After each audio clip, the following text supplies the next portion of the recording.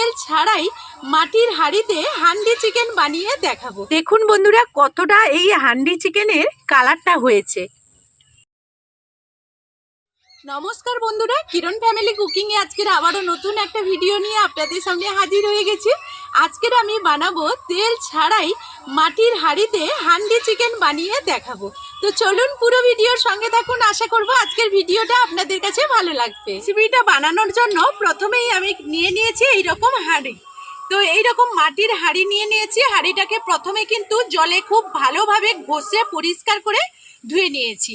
এখন আমি এটাকে চিকেন বানানোর জন্য উপযোগী করে তুলবো কিভাবে, সেটাই আপনাদেরকে দেখাবো। তো হাঁড়িটা যাতে উজ্জ্বল লাগে সেই কারণে আমি একটু তেল নিয়ে পুরো হাঁড়ির গায়ে এইভাবে লাগিয়ে দিচ্ছি। তো এখন আমি গ্যাসটা অন করে বসিয়ে দিয়েছি একটা কড়াই। প্রথমেই একটা মশলা আমি এখানে ভেজে নেব। তার জন্য আমি একটা প্লেটে বের করে নিয়েছি। এখানে নিয়ে নিয়েছি এই চামচের 1 চামচ জিরে নিয়েছি, 1 চামচ ধনে নিয়েছি, কয়েকটা নিয়েছি লবঙ্গ, কয়েকটা গোলমরিচ, আর এখানে নিয়েছি এলাচ, আর নিয়েছি দারুচিনি, আর 3টে মতো শুকনো লঙ্কা। লঙ্কাটা যে যার পরিমাণ অনুযায়ী দেবেন। তো এখন আমি এখানে উপকরণগুলো ভেজে নেব। প্রথমেই একটু লঙ্কাটা নাড়াচাড়া করে নেব। এখন আমি এর মধ্যে সমস্ত মশলাটা দিয়ে দিচ্ছি, দিয়ে খুব ভালো করে আমি ভেজে নেব। এখন আমি মশলাটা ভেজে নিয়েছি, আমি এখন নামিয়ে নেব। তো এখন আমি একটা মশলা মাখিয়ে নেব। তার জন্য প্রথমেই নিয়ে নিচ্ছি এখানে পেঁয়াজ,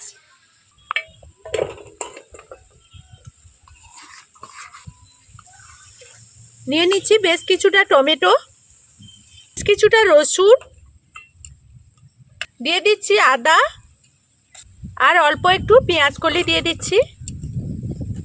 এখন আমি বেশ কিছুটা লবণ নিয়ে নিচ্ছি, দিয়ে দিচ্ছি পরিমাণ মতো হলুদ, দিয়ে দিচ্ছি ঝাল লঙ্কার গুঁড়ো। ঝালের পরিমাণটা বুঝে শুনে দেবেন। কালারের জন্য দিয়ে দিচ্ছি কাশ্মীরি লঙ্কা, দিয়ে দিচ্ছি ধনে গুঁড়ো, জিরে গুঁড়ো। এই সমস্ত কিছু এখন খুব ভালোভাবে আমি হাত দিয়ে মেখে নেব।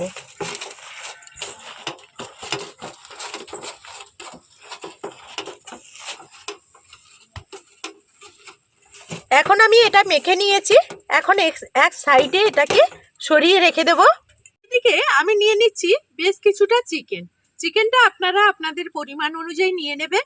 এবং চিকেনে আমি এখানে মেশাবো আলু। আপনারা না চাইলে না মেশাতে পারেন, শুধুও চিকেন আপনারা রান্না করতে পারেন। আর হান্ডি চিকেন বানানোর জন্য আমি কিন্তু চিকেনের পিসগুলো আপনাদেরকে দেখাইনি, খুব ছোট ছোট করে নিয়েছি। ছোট ছোট টুকরো করে আমি কেটে নিয়েছি।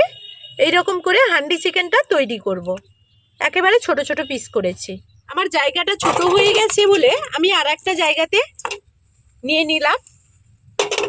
এখানে আবারও দিয়ে দিচ্ছি লবণ। আমি যেই মশলাটা গুঁড়ো করে রেখেছিলাম সেটা 2 চামচ মতো দিয়ে দিচ্ছি, যেটা ভেজে গুঁড়ো করেছিলাম। যেহেতু আমি তেল ছাড়াই চিকেনটা বানাবো সেই কারণে আমি এখানে টক দই দিয়ে দিচ্ছি। আপনারা চাইলে কিন্তু ঘি দিয়েও এই রেসিপিটা করতে পারেন।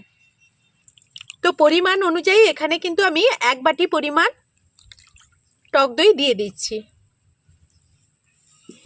এরপর আমি যে মশলাটা করে রেখেছিলাম সেটা দিয়ে দিচ্ছি। তো টক দইটা আমি আগে থেকে যে ফেটিয়ে রেখেছিলাম সেটা বলা হয়নি, বলে দিলাম। এখন এই সমস্ত উপকরণ খুব ভালোভাবে মিশিয়ে নেব। আর বন্ধুরা এখানে একটা কথা বলি, আমরা যখন তেল ছাড়াই এই চিকেনটা বানাবো তখন কিন্তু দেশি যেই চিকেনটা সেটাই নেওয়ার চেষ্টা করবেন। কারণ দেশি চিকেনে আমরা যখন রান্না করতে যাব সেটা কিন্তু তেল ছাড়াই আমরা বানাতে পারবো। তো এটা আমি খুব ভালোভাবে মাখিয়ে নিয়েছি।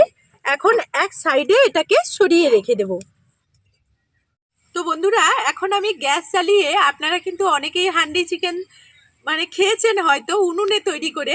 গ্যাস কিন্তু অনেকের উনুন থাকে না, এখনকার দিনে বেশিরভাগই গ্যাসে রান্না করেন। তো গ্যাসেও এইভাবে হান্ডি চিকেন বানিয়ে খেতে পারবেন।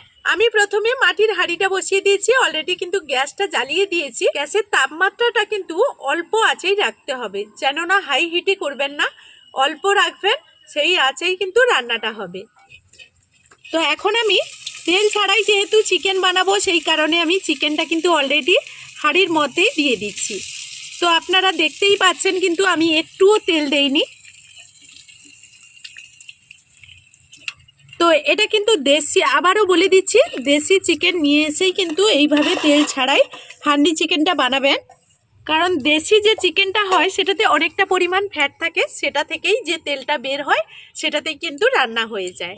চিকেনটা আমাদের যেই পরিমাণ যেই জায়গাটাতে থাকবে সেই জায়গার মতনই করে উনুনে রান্না করুন আর গ্যাসে রান্না করুন, ততটাই আঁচ রাখতে হবে।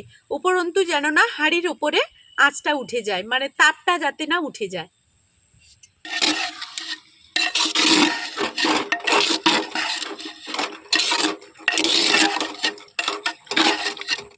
তো এখন আমি হালকা হালকা আঁচেই কিন্তু এই রান্নাটা প্রথম থেকে শেষ পর্যন্ত করতে হবে। 20 মিনিট মতো এই চিকেনটাকে খুব ভালোভাবে হাঁড়ির মধ্যে আমি কষিয়ে নেব।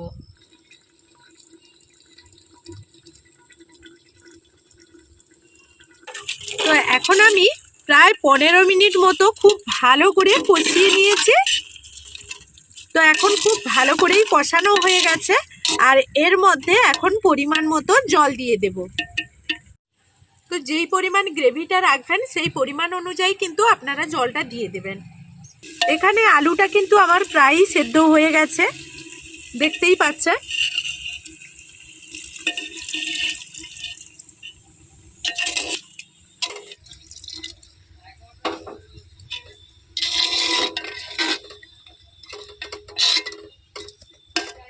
যেহেতু এখানে টক দই দিয়ে রেখেছি সেই কারণে কিছুটা চিনি দিয়ে দিচ্ছি।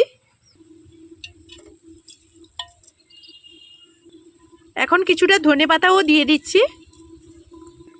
তো গুঁড়ো মশলাটা আরও 1 চামচ মতো দিয়ে দিলাম। এখন আমি এইরকম ঢাকনা একটা এখানে দিয়ে দেব। আর এইদিকে আটা একটু আমি মাখিয়ে রেখেছি যাতে এখান থেকে কোনো রকম বাষ্প না বেরিয়ে যায়, সেই কারণে এটাকে আমি এইভাবে আটকে দেব।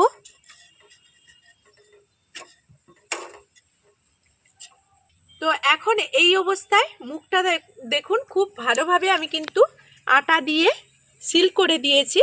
তো এই অবস্থাতে হালকা আঁচেই কিন্তু কাজটা করতে হবে। ঠিক যতটা পরিমাণ চিকেন থাকবে ঠিক ততটা পরিমাণ যেন এর তাপটা থাকে, এর ওপরে যাতে না, উনুনে অনেক সময় রান্না করলে উপরের দিকে উঠে আসে, সেই তাপটা কিন্তু ওপরে যাতে না উঠে আসে, তাহলে কিন্তু এই মাটির হাঁড়িটা ভেঙে যাওয়ার সম্ভাবনা থাকে। এই কারণে তাপটা যাতে নিচে লাগে এটাই আমাদের খেয়াল রাখতে হবে। আর এইভাবে আরও 10 থেকে 15 মিনিট খুব ভালো করে হালকা আঁচে ফুটিয়ে নেব। তো বন্ধুরা এখন কিন্তু আমি এটাকে 15 মিনিট মতো ফুটিয়ে নিয়েছি।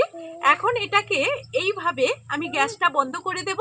এই অবস্থাতে আমি ঠান্ডা হতে দেব 10 মিনিট মতো। এখন কোনোভাবেই কিন্তু এই ঢাকনাটা খুলবো না, আমি 10 মিনিট পর এই ঢাকনাটা খুলবো। তো এখন আমি 10 মিনিট পর চলে এসেছি। এটা মোটামুটি একটা ঠান্ডা হয়ে গেছে, তবে একেবারে ঠান্ডা হয়নি। আর শীতের দিনেই তো জানেন যে খুব তাড়াতাড়ি ঠান্ডা হয়ে যায়।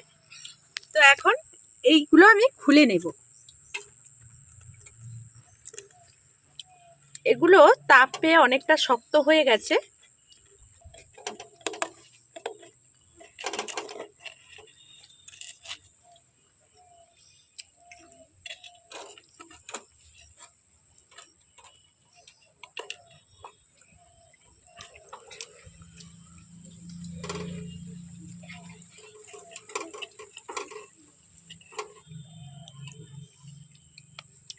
দেখুন বন্ধুরা কতটা এই হান্ডি চিকেনের কালারটা হয়েছে। এখন আমি এটাকে নামিয়ে নেব।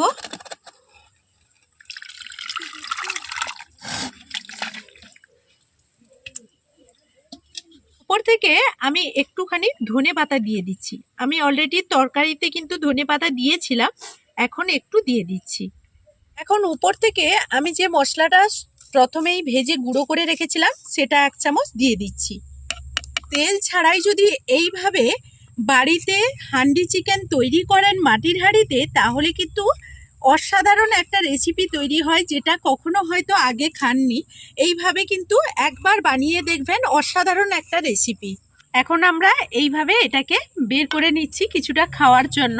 তো সবগুলো এখন আর খাওয়া হবে না, তো যাই হোক বন্ধুরা, আজকের মতো ভিডিওটা এই পর্যন্ত। আর এই ভিডিওটা যদি ভালো লাগে সুন্দর একটা কমেন্টের অপেক্ষায় থাকবো, কারণ আপনাদের এই নিত্য নতুন কমেন্টগুলো আমাদের ভীষণভাবে উৎসাহ করে নিত্য নতুন ভিডিওগুলো নিয়ে আসার জন্য। তো চলুন আজকের মতো এই ভিডিও থেকে বিদায় নেব, ফিরে আসবো আবারও নতুন ভিডিও নিয়ে। ততক্ষণ সবাই সবার পরিবারকে নিয়ে ভালো থাকবে।